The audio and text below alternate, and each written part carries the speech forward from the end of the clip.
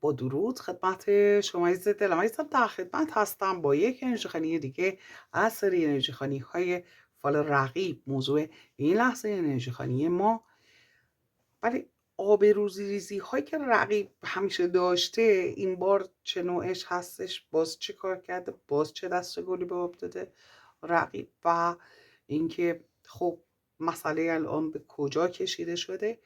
ولی احساسات رقیب و طرف احساسی رو با هم بررسی میکنیم. با نام و یاد خداوند و یاری کائنات انرژی خوانیمون رو آغاز میکنیم. آمین که کائنات هر آنچه که پنهان هست بر شما عزیز دلم همکنون و در همین لحظه و در همین آن آشکار کنه. آمین. ببینیم که چه اتفاقاتی افتاده. بله، در خصوص یک مسئله مالی و یک تصمیم مالی داره کائنات صحبت میکنه و استوپ مالی، یک تصمیمی که رقیب گرفته. حالا گفته مثل که به طرف احساسی بیا یه همچین جایی سرمایه گذاری کن، بیا این کار بکن اون کار بکن و باعث استوپ مالی شده. یک پیشنهادی که رقیب داده و ضرری که طرف احساسی کرده رو داره به وضوح نشون میده و اینکه بله شرایط بسیار سخت و اسفباری رو داره برش طرف احساسی نشون میده، همونطور که ملاحظه میفرمایید. بنابراین یک پیشنهادی میتونه کاری باشه، مالی باشه، احساسی باشه، تحصیلی باشه، مسافرتی باشه، جابجایی باشه، مهاجرتی باشه، هرچی که هستش تاثیر بسیار منفی روی طرف احساسی گذاشته و بله میگه از انرژی های اسرارآمیز استفاده کرده، انگار که دعا جادو کرده که طرف احساسی هم گوش کنه به حرفش و از این انرژی ها استفاده کرده، بعد حرکت کرده و بیشتر به نفع خود رقیب بوده این مسئله. چیزی که کائنات داره بهش اشاره میکنه انگار که رقیب یک پیشنهادی به طرف احساسی داده برای اینکه طرف احساسی قبول کنه، از انرژی های سوم استفاده کرده، دعای جادو، حالا یا واقعا انرژی فرستاده، هرچی که هستش انرژی ها رو دستکاری کرده و حرکت کرده برای رشد خودش. ولی خب به ضرر طرف احساسی تموم شده. میتونه در خصوص مسئله احساسی باشه، اصلا یه کاری کرده که طرف احساسی بیاد با او وارد رابطه بشه و به ضرر طرف احساسی تموم شده. اما اینکه کائنات هر آنچه که پنهان هست رو آشکار کنه. به نکته‌ای که داره اشاره میکنه کائنات، میگه به جای اینکه به موفقیت برسه، جوکر رو داره بهش اشاره میکنه. بله، نادان، ناآگاه، انگار که فکر نشده یه کاری رو کرده یا فکر میکرده درسته ولی این فکر کار نکرده رو داره بهش اشاره میکنه کائنات و میگه که به خاطر اینکه خودش رو به یه جا برسونه به ضرر طرف احساسی حرکت کرده رقیب و این رو هم رقیب فهمیده، خودش میدونه که چه کار کرده و طرف احساسی هم متوجه این مسئله شده. خشم رقیب رو نشون میده در اینجا. ولی خب از یه طرف دیگه طرف احساسی با اینکه آسیب دیدش ولی خیلی قدرتمند ظاهر شده. مثل اینکه همیشه به طرف احساسی گفته تو عقلت خوب کار نمیکنه، بذار من به تو راهکار بدم. ولی این بار طرف احساسی متوجه این شده که راهکارهای رقیب به دردش نمیخوره. همین که کائنات هر آنچه که پنهان هست رو همکنون در همین لحظه و در همین آن آشکار کنه. ببینیم به چه مسئله دیگری اشاره میکنه. میگه برای اینکه تعادل برقرار بشه از انرژی سوم استفاده کرده و طرف احساسی هم خوب اینو میدونه، برای اینکه قدرت بگیره این کارو کرده و برای اینکه طرف احساسی اون خواسته های او رو قبول کنه و رقیب میگه من برای اینکه شرایط بهتر به وجود بیاد، حالا یا ازدواج کنه یا اگر ازدواج کرده یه سر و سامونی به شرایط خانوادگی دادن یا سر و سامونی به رابطه دادن، میگه من این کار کردم، من هر کاری میکنم به خاطر مسئله احساسی هستش، جامعه احساسی که توی دست حالا طرف احساسی هم باقی مونده. یعنی که با تمام این ترفندها و شگردهایی که داشته طرف احساسی اون جامعه احساس رو قبول نکرده و داره میگه به خاطر انرژی های شیطانی هستش، به خاطر انرژی های منفی هستش که وجود داره و در اینجا به 9 سکه داره اشاره میشه. 9 سکه دستاوردهایی که رقیب فکر میکرده در خصوص گزینه‌های مختلف و انرژی که بابت این مسئله گذاشته. خب انرژی گذاشته برای اینکه بخواد طرف احساسی رو حفظ کنه، ولی در نهایت یک دودلی به وجود اومده در قلب طرف احساسی و خشم رو داره بهش اشاره میکنه، یا یک تصمیمی که قاطعانه طرف احساسی گرفته به خاطر اینکه وارد کارمای این انرژی منفی شدن رو داره، انرژی شیطانی شدن رو داره بهش واضح داره کائنات اشاره میکنه. میگه خواسته یک کاری رو درست کنه، اومده به قول معروف ابروش رو درست کنه، زده چشش هم در آورده و در نهایت همه مسائل رو کنار گذاشته و نشسته منتظر این هستش که یک معجزه ای رخ بده. ولی خب دقیقا وقتی که میخواسته یه معجزه ای رخ بده به 10 چوب دست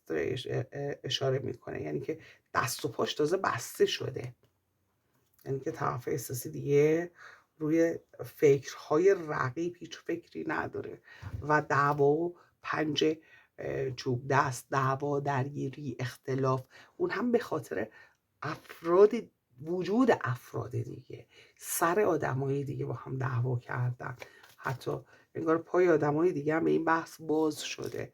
حالا به طور مثال اگر یک سرمایه گذاری شده باشه، وجود افراد دیگه هستش اینجا. همین که کائنات هر آنچه که پنهان هست رو هم اکنون و در همین لحظه ها شکار کنه. جام احساس رو بهش اشاره میکنه، جام احساس و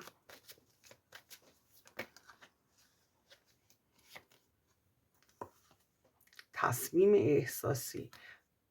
همونطور که منظم میفرمایید ماه رو نشون میده، جام احساس رو نشون میده و دست و پا بستگی و 2 شمشیر، اختلافات. یعنی که چیزی رو که رقیب پیش بینی کرده بوده خوب پیش نرفته و تلاش هاش هیچ و پوچ شده، واقعا پوچ شده، یعنی واقعا تلاش هایی کرده. یعنی این رقیب چیزی که داره کائنات نشون میده و رقیب میگه من یه آدم خاکستری هستم، نه سفید نه سیاه هستم و اینکه میخواستم شرایط خوبی رو به وجود بیارم، نخواستم چیزی رو خراب کنم. اما خب اینجا عدالت رو داره بهش اشاره میکنه، عدالت الهی. و عدالت الهی داره میگه تو به خاطر خودخواهی هات، ایمپروس رو داره بهش اشاره میکنه و میگه به خاطر خودخواهی های خودت، به خاطر اینکه طرف احساسی رو عاشق خودت کنی یا وابسته به خودت بکنی، خیلی کارها کردی و این غرورت کار دستت داده.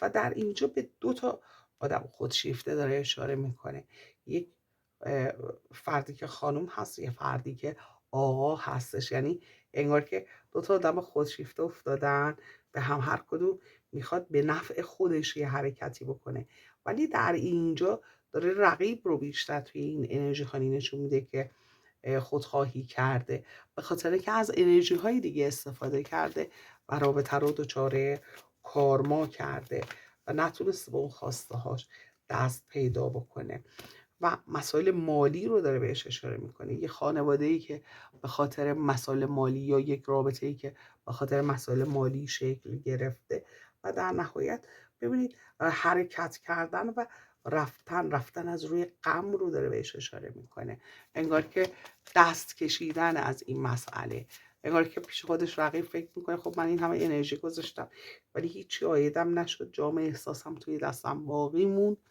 و انگار که وارد شرایطی شده، یه روزهایی هستش که رقیب هم دیگه رغبتی به ادامه رابطه نداره، چون خیلی چیزا رو خراب کرده پیش خودش فکر میکنه و وجود رقیب و رقبا رو داره بهش اشاره میکنه که میتونه هم همخون باشه، هم خب شاید شما وجود شما در خصوص این مسئله، در خصوص این رابطه رو فهمیده، این رابطه شما با طرف احساسی و همین رقابت هم یک زخم، یک نمک پاشیدن روی این زخم‌های رقیب شده. به هر جهت به موفقیت و خبرهای خوب فکر میکنه، میخواد موفقیت رو به دست بیاره، ولی خب طرف احساسی او رو تعقیب کرده، از یه چیزهایی باخبر شده، حالا بگیم تعقیب کرده یا از یه چیزایی سر در آورده، شنیده.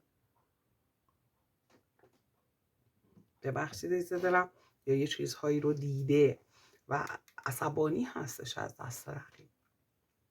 بنابراین رقیب انگار یه فرصتی رو در واقع از دست داده. خب چیزایی که شده، دیدگاه طرف احساسی رو حالا میخوایم در موردش بدونیم. حالا اون اتفاقهایی که افتاده بین رقیب و طرف احساسی، دیدگاه طرف احساسی نسبت به این مسئله چیه؟ طرف احساسی میگه من این رابطه رو احساس میکردم یک انرژی شفا درش وجود داره، ولی خب اون انرژی شفا نیست. عدالت، تعادل میخواستم باشه، ولی خب تحت فشار قرار گرفتم. خیلی خوب که ذهنم و قلبم رو با هم یکی میکنم، فکر میکنم. ببخشید دلم میگه احساس میکنم که یک پایان میتونه خیلی به نفع من باشه و از این ندامت و پشیمونی راحت بشم. و اون برنامه ریزی هایی که طرف احساس کرده میگه هیچ کدوم درست در نیومده. ببخشید زدم ترجیح میده که پایان بزنه به این موضوع تا اینکه مسائل اینطور پیش بره. احساس مجرمیت، احساس گناه کردن، احساس این که خودش در حق خودش ظلم کرده و خودش رو در این شرایط قرار داده که نمیتونه حتی یک تصمیم درست حسابی بگیره. احساس میکنه که حقایقی که آشکار شده خواست خداوند بوده. یک حقایقی آشکار شده برای طرف احساسی که باعث شده که تحت فشار بودن رابطه رو داره بهش اشاره میکنه. امواج و تلاطم رو داره بهش اشاره میکنه. تلاطم دریا، امواج، حقایقی که آشکار شده و طرف احساسی رو بیشتر تحت فشار قرار داده. انگار که طرف احساسی تازه به خودش اومده، تازه فهمیده اصلا چی شده، چه خبر شده. ولی مسئله دیگری که کائنات داره بهش اشاره میکنه، میگه خشم طرف احساسی. خیلی خشمگین شده وقتی فهمیده رقیب چه کار میکنه و چه کار میکرده و میگه به خاطر همینم بوده که رابطه سرعتی نداشته. آشکار شدن یه سری مسائل، آشکار شدن، روشن شدن یه سری مسائل و احساس گناه کردن طرف احساسی به خاطر این رابطه که عجب اشتباهی کردم. و میگه خیلی ترس ها و نگرانی های برای طرف احساسی به وجود آورده این رابطه. نگرانش کرده آخرش چی میشه، تا کی میخواد این مسئله اینطوری پیش بره و اطلاعات گرفته، صحبت کرده و با فردی در مورد این مسئله صحبت کرده طرف احساسی، چیزی که داره اینجا بهش اشاره میکنه کائنات، و خواسته شرایط رو از این حالت سکون خارج کنه. یعنی که اون سکون که به وجود اومده تو رابطه رو از بین ببره طرف احساسی.